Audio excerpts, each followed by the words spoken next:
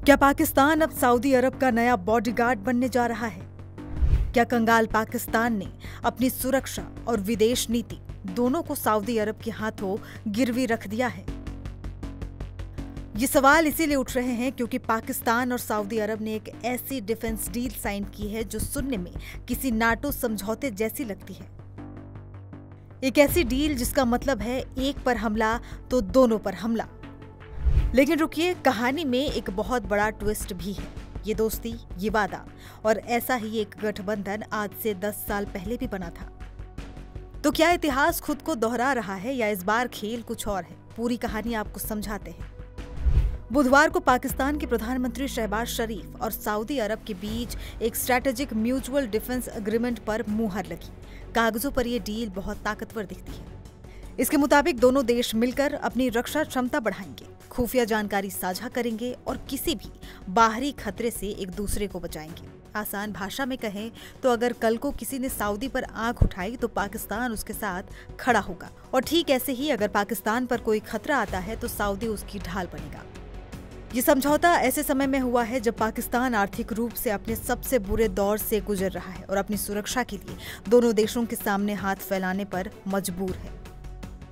अब चलते हैं फ्लैशबैक में।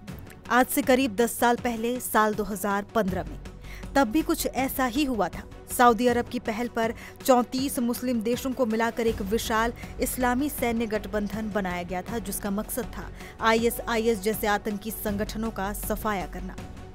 इस गठबंधन की कमान भी एक पाकिस्तानी को ही सौंपी गई थी, पाकिस्तान के पूर्व सेना प्रमुख जनरल राहिल शरीफ। फिर देखते ही देखते ये गठबंधन 34 से बढ़कर 42 देशों का हो गया। इसे दुनिया का इस्लामिक नाटो कहा जाने लगा। ऐलान बहुत बड़े बड़े हुए, दावे किए गए कि अब इस्लामिक दुनिया से आतंकवाद का नामो निशान मिटा दिया जाएगा।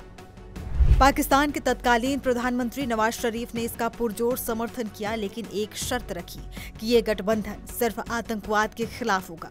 यमन जैसे किसी युद्ध में पाकिस्तान शामिल नहीं होगा। अब सवाल ये कि तो फिर उस इस्लामिक नाटो का आखिर हुआ क्या? इतने बड़े बड़े वादों और 42 देशों की ताकत के बावजूद वो गठबंधन एक कागजी शेर साबित हुआ। वो बुरी तरह फेल हो गया। सवाल ये कि आखिर क्यों?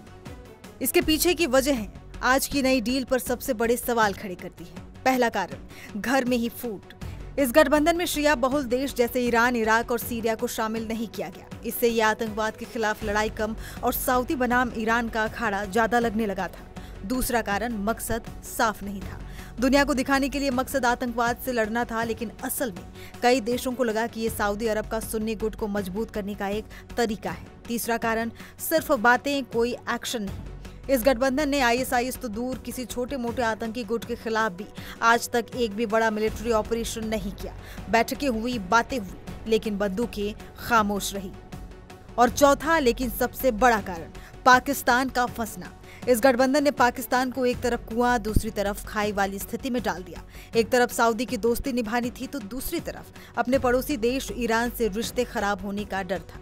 नतीजा ये हुआ कि पाकिस्तान ने धीरे धीरे इससे दूरी बना ली और साल 2017 आते आते ये गठबंधन सिर्फ नाम का रह गया।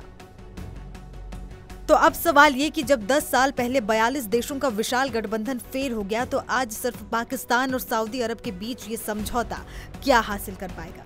क्या पाकिस्तान ने अपनी पुरानी गलतियों से कोई सबक सीखा है, या फिर आर्थिक मदद के बदले एक बार फिर वो मिडिल ईस्ट की खतरनाक राजनीति में फंसने जा रहा है? इतिहास गवाह है कि ऐसे सैन्य समझौते अक्सर कागजों पर जितने मजबूत दिखते हैं, हकीकत में उतने ही खोखले साबित होते हैं। अब देखना ये होगा कि ये नई दोस्ती पाकिस्तान के लिए फायदेमंद साबित होती है या उसके गले की फांस बन जाती है।